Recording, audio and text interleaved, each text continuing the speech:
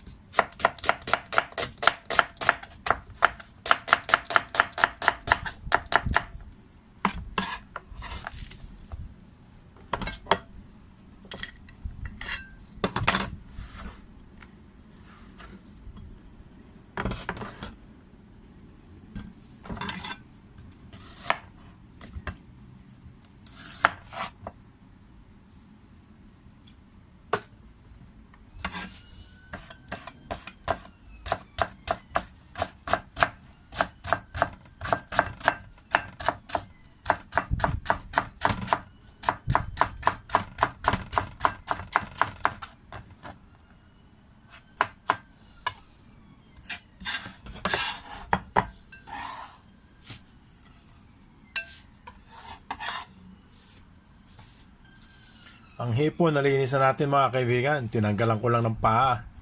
Ng mga kung anong tawag ninyo dyan. Tsaka yung sungot-sungot niya. Tapos nilinis ko lang ng ganun. Okay na yan. Lagyan lang tayong mantika mga katropa. At tayo magigisa na.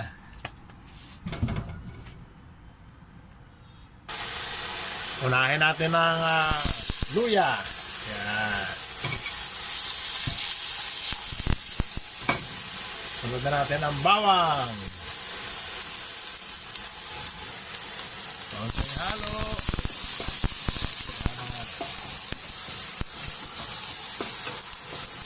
Sunod na sibuyas.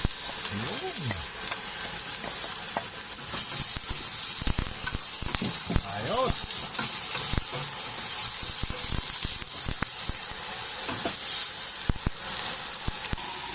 Lagyan natin ng tubig. Mainit. At pakuluin.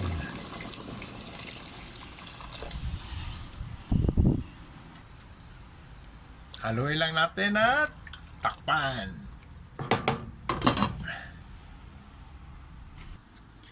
Habang tayo ay nagpapakulo, ating i-prepare na ang patola.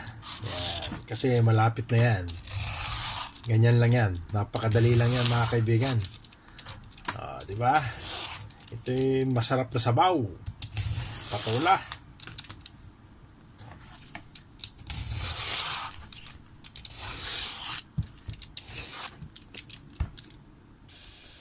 Hiwain na natin mga katropa. Ganyan lang yan. Nasa sa inyo yan kung anong hiwa gusto ninyo.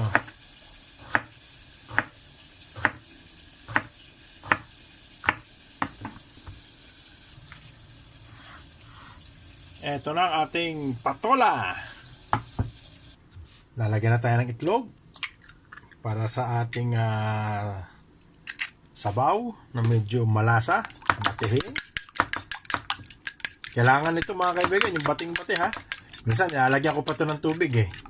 Lagyan natin. Yan, nilagyan ko ng tubig para hiwa-hiwalay na agad siya. Yung hindi siya buong maigi. Yan, isa yan sa mga ginagawa ko pagka gusto ko yung itlog kalat. Ilagay na natin ang patola. Yan. Sama-sama na yan. No? May tumatalong pa. Isabay na rin natin ang hipon kasi madali yung maluto. Huwag nyo nga palang ilalagay ang patola nang hindi kumukulo ang sabaw. Kasi pumapait. Ayan. Sabay na natin to. Kasi mabilis ding maluto yan. Ayos, takpan ulit natin. Kumukulo na ng konti bahagya. Lagyan na natin ng asin paminta. Kayo nang bahalang maglagay ng inyong panlasa ha. Kanya-kanyang panlasa yan. Yan. Ilagay na rin natin ang ating miswa. Hindi, ito muna itlog.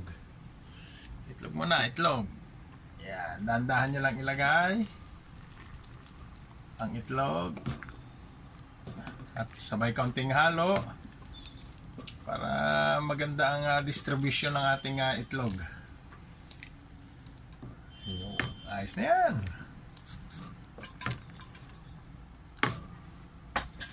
At ang ating miswa.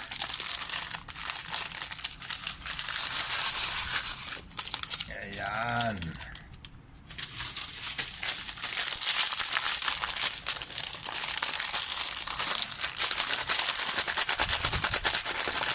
O, dalawa lang muna.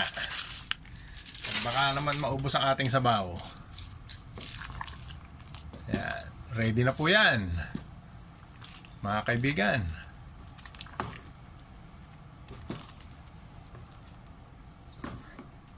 Takpan uli natin. Ano po, luto na ang ating yan. Lumabas na ang taba ng ating hipon. Ayos na to mga tropa, hangoy na natin. Kakain na mga tropa, sandukin na. Ayun. Ang hipon natin, no, lalaki. Ito ang sinasabi sa aming luble. Yan.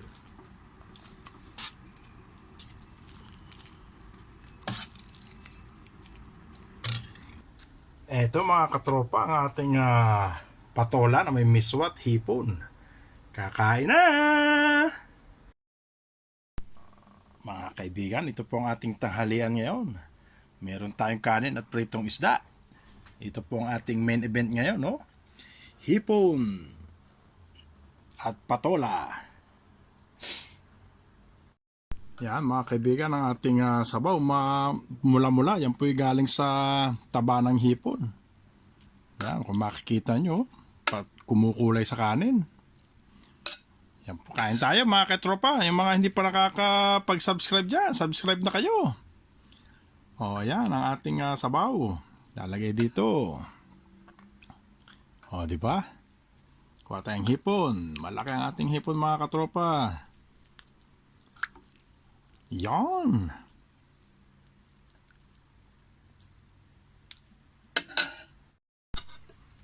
Yan, unang subo mga katropa.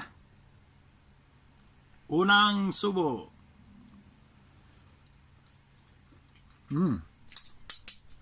Ayos na ayos po.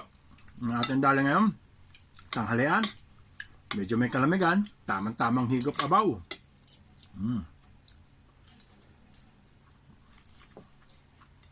So mga kaibigan, subukan nyo na rin itong lutuin. Napakadali lang to.